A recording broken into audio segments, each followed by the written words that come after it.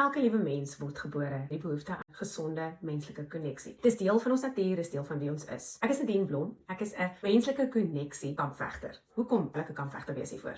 Het jy geweet, 'n gesonde menslike koneksie van kindertyd af verbeter onder andere die kind se immuniteitstelsel, dit verbeter geestesgesondheid. Dit bou meer gesonde neural pathways in die brein, sodat kinders vinniger kan dink.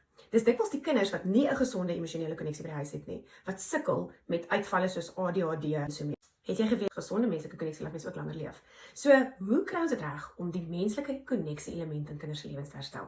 Deur vanuit 'n empatiese perspektief na hulle ekosisteme te kyk. Ons kan nie 'n blanket approach gebruik as dit kom by kinders, by die onderrig van kinders of by die grootmaak van kinders nie. En dit is 'n harde les wat ek in my persoonlike lewe moes geleer het. 3 kinders, al 3 verskillend, al 3 funksioneer verskillend en al 3 se koneksievorm is verskillend. Waar gaan dinge verkeerd?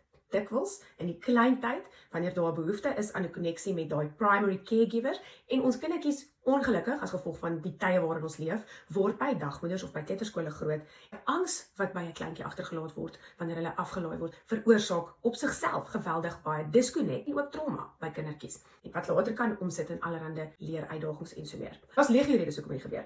Wat ek kom doen by skole is ek doen reconnect by disconnecting. En wat ek daarmee bedoel is, ons disconnect van labels, ons disconnect van blanket approaches as dit kom by kindertjies. Om te dink ons kan hulle op dieselfde manier grootmaak.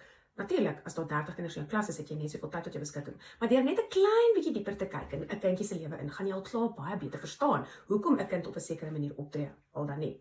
Attachment is 'n groot probleem. Dikwels is daar kinders met anxiety attachment, omdat hulle as 'n kind nie daai nurturing gehad het wat hulle as kind moes gehad het nie. Daar is ook kinders wat avoidant attachment disorder het. Met ander woorde, hulle trek weg van iemand wat met hulle probeer 'n koneksie maak. En dit help so baie om net te verstaan hoe 'n kind funksioneer, hoekom 'n kind op 'n sekere manier optree. So, deel van my opleiding is empatieopleiding. Ons kyk na die ekosisteem van die kind en gaan so 'n bietjie terug met jou, ook in jou agtergrond, toe jy 'n kind was. Daai onderwyser wat aan die een kant jou opgebou het, jou laat voel dat jy kan enigiets vermag. En aan die ander kant daai onderwyser wat jou afgebreek het.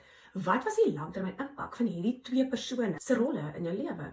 Wie wil jy wees vandag? Wil jy die onderwyser wees wat onthou word vir die seer wat jy agtergelaat het en dalk die trauma wat jy veroorsaak het, dalk nie wetend, of wil jy eerder onthou word as 'n onderwyser wat ingebou het, wat die tyd gevat het, net 'n klein bietjie tyd om te sê, kom sit hier by meneer Rivera, sommer gou na skool, ek wil net gou by jou incheck. Ek gaan tools en hulpmiddels kom gee oor hoe om dit te doen, want ek besef tyd is 'n kwessie. Ek het self klasse gegee vir 'n hele paar jaar en doseer en ek verstaan tydsbeperking, ek verstaan wat dit vat en die geweldige emosionele inspanning wat dit vat om te onderrig. Ek het ook 'n paar tips langs die pad geleer en 'n paar lesse geleer wat ek baie graag met jou wil kom deel en ek wil by jou kom leer.